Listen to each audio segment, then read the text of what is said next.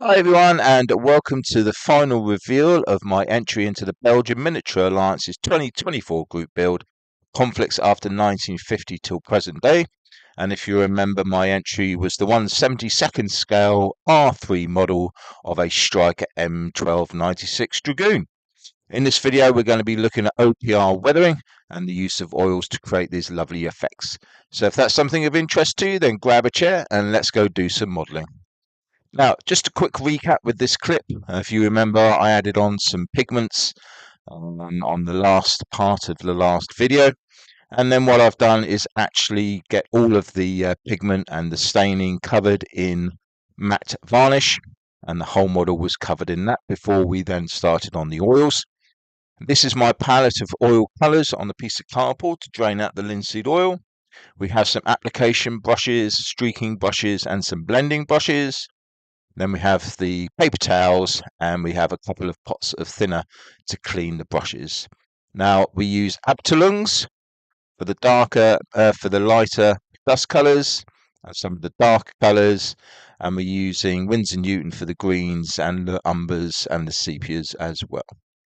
So first off, what we need to do is to get a mixture of the dust colours, create a very light wash. And what we need to do is to add this onto the model, because what we want to do is to go from light to dark. And this way you'll create a nice base from which to work on. It looks a little bit haphazard, but try and leave larger parts, maybe free of most of the dust, and then maybe other areas where you apply quite a lot of dust. And just go all over the model using this particular method.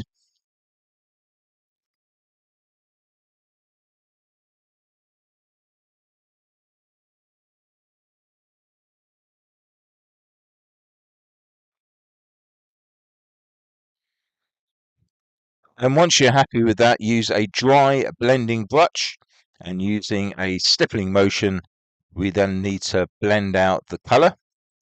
And as you'll see, every now and again, I remove any of the excess oil onto my hand, because I feel that on the hand there's a lot less dirt and dust, which can contaminate the actual finish.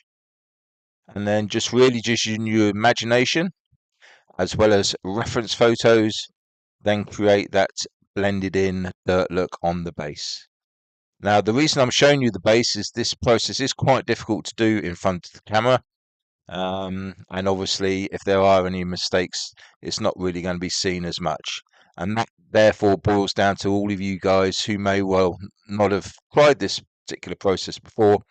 Your best bet is always to try on the underneath of your vehicle first, and that will give you a lot of practice. And if you have any issues, it won't look as bad as if you were to do it on the main part of your model itself. Here you can see I'm adding in some streaking effects as well as we go, and it all down to the different ways that you use your blending brush, either through stippling or through streaking.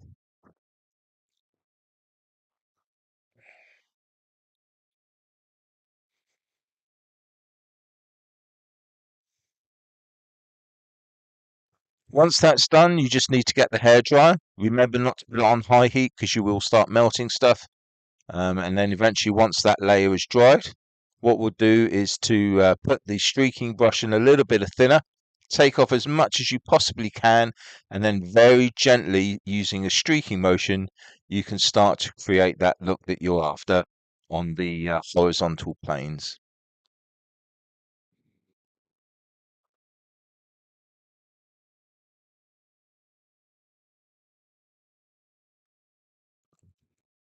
And there we go. You can see that effect has come out really well.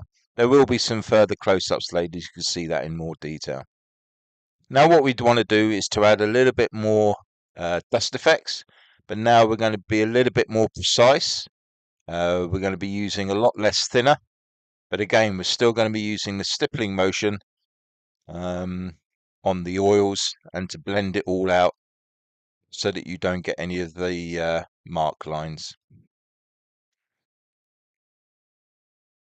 Again, using your imagination and reference material, and also using different colors, slightly darker dust tones, mud tones, you can create a really nice look on the underside of your vehicle.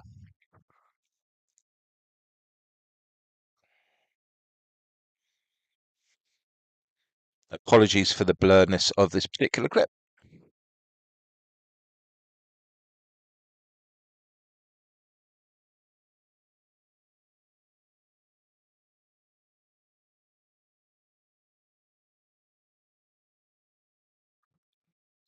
So with all of that complete all the way across the vehicle, I was happy with the initial dust layering that we'd done. And this is the key again to this process, is to keep drying each layer so that when you add on another layer of oils, you're not taking off the previous level's work. Now we're going to be using the raw umbers and siennas and sepias, and we're going to be just using general washes to create that dirty, oily look on the axles and the drive shafts, etc., in a very similar way as what we did earlier with the dust.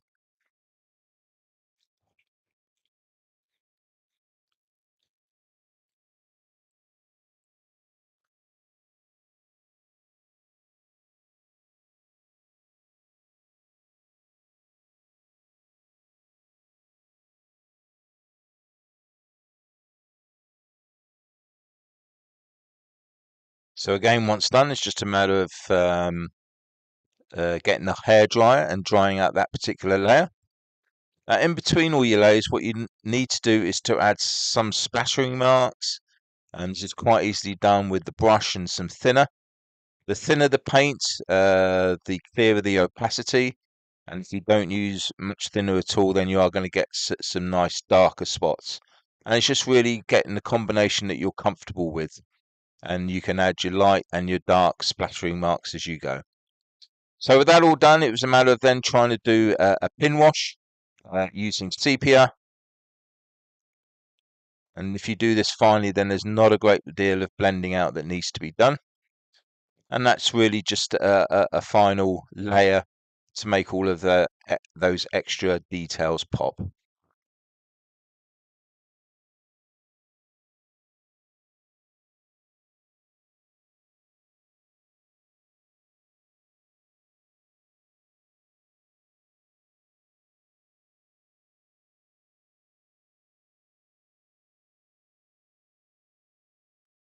And then we just have a final round of splattering to sort of put some little greasy marks on the bottom there as well.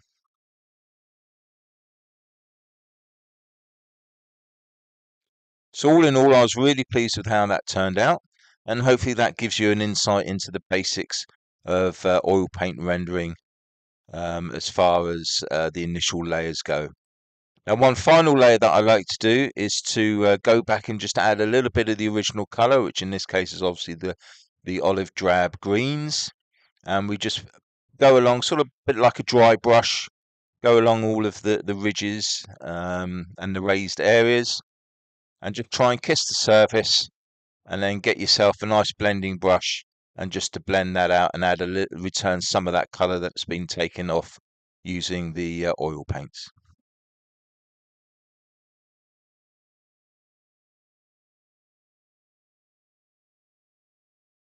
And again, really pleased with how that particular layer has come out. So there we have it. I'll just leave you a few close-up shots.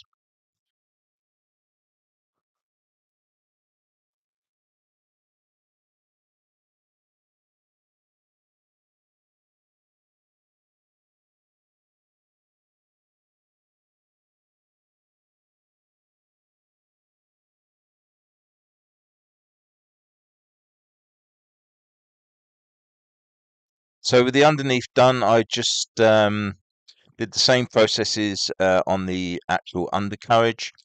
Now, all of my reference materials didn't show a large amount of mud on the side walls, so I was quite happy just to leave it as it was with that initial dust coating that we did before we started the OPR. And that for me is basically the process that I would then use on the rest of the build. So very pleased with how that had all turned out.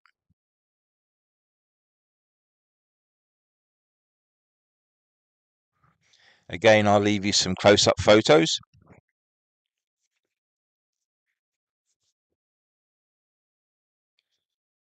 And with all of the lower hull and undercarriage done, it was now just a matter of turning to the wheels. So first off, we just clean off the area with some clear spirit. And then again, we're just going to re-emphasize the areas that we spoke about earlier.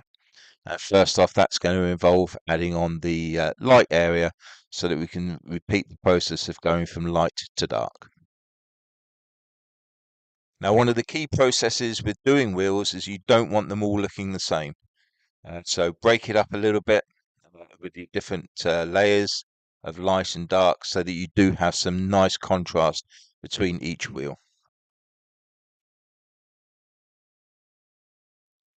And don't forget to do the reverse, because especially on an open wheeled vehicle like this, the rear of the tyres will clearly be seen by the viewer.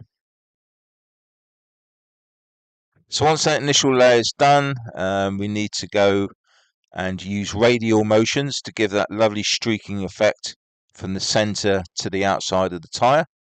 And again, that reveals some of the detail underneath as well.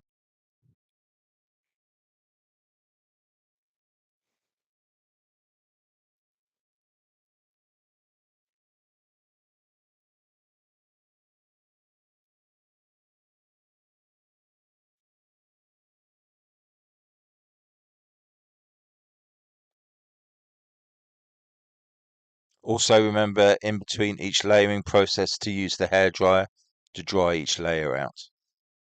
Here, as you can see on this tyre, I've put a lot of dust oil in one place to create that contrast and that more believable look as per the reference photos.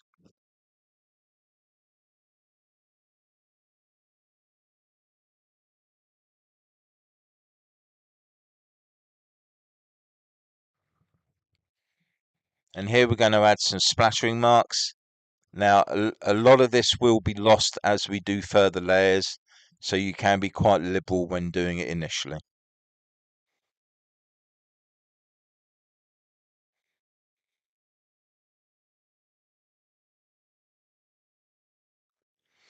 With that particular layering done, what we now need to do is go a little somewhat more precise. So as you can see, there's no thinner involved here.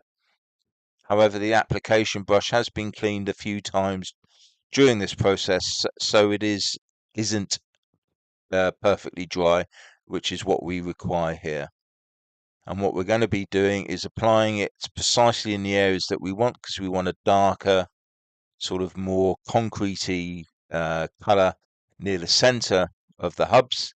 And then again, that will be blended out to create that nice rim look. With that particular part done, we added on some more precise earth colors, again around the top rims of the wheels as per the reference photos. And that will all be blended in again with the blending brush using radial and stippling motions.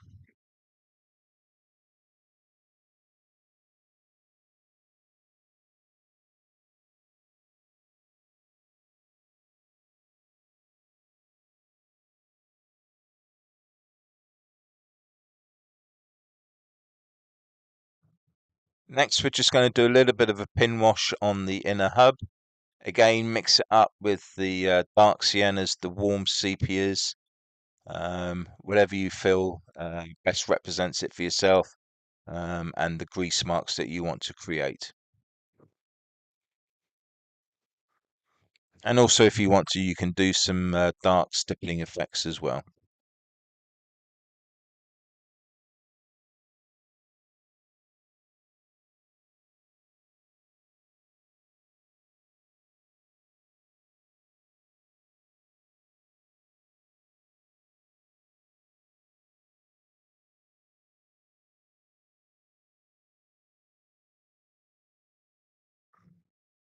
One final part is to actually remove some of the oil on the tread to create a more realistic look. So the cotton bud has been dipped and dried off with thinner, and then very gently we just need to remove any of the excess. Whenever using oils, it's always going to stain, and that's the look that you're after. You don't want perfect black tread, you just want a bit of black tread that is slightly stained. And there we have it. For me, this is very much the highlight of the whole of this build. Very pleased indeed in how the wheels came out.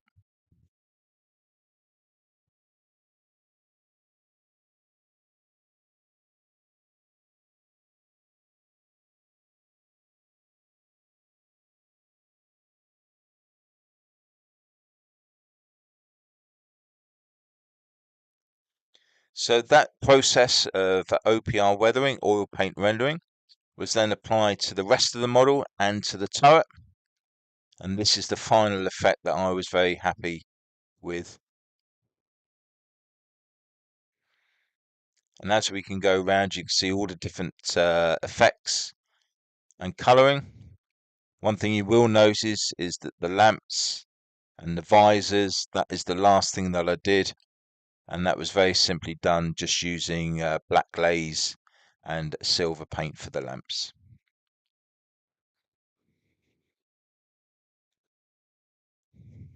And here we have the turret.